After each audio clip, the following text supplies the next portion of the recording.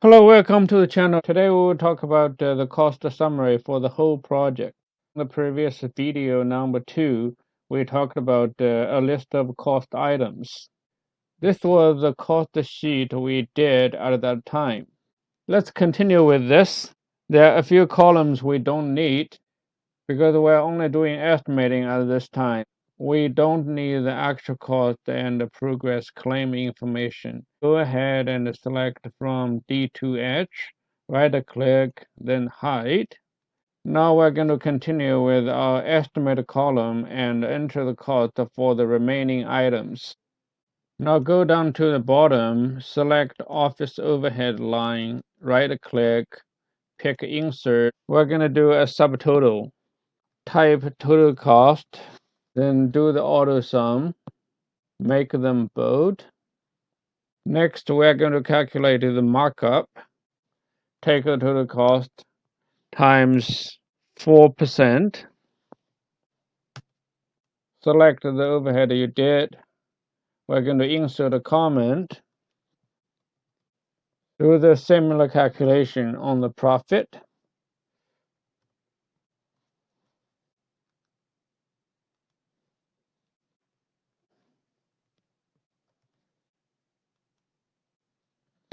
Add a new line for the total project budget.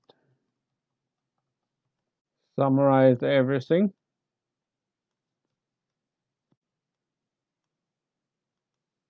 Next, we're going to work on some cost analysis. Go to the bottom of the tab, click on the new sheet.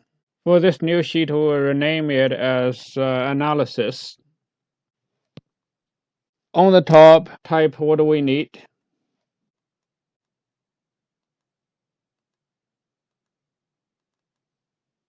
To get the value from the other sheet we did, a simple way to do it is just type equal sign, then go to the other tab and then get your numbers you like.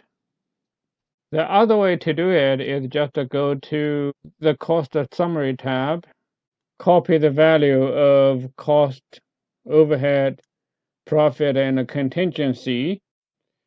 Come back to this tab, right click, paste the special, then click on paste link. Do not click OK. Now we're getting the values transferred over from the other tab. Go to the very bottom, you can do an AutoSum.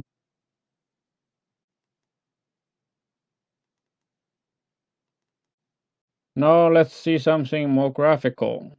Pick cost, overhead, profit, and contingency with their values, but don't pick anything the top or the bottom.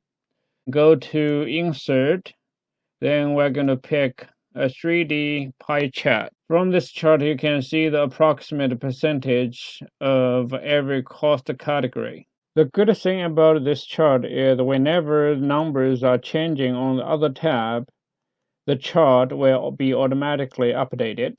If you like, you can also copy this chart and paste it into a Word document. This concludes our tutorial today for cost summary. Hopefully you enjoyed the exercise.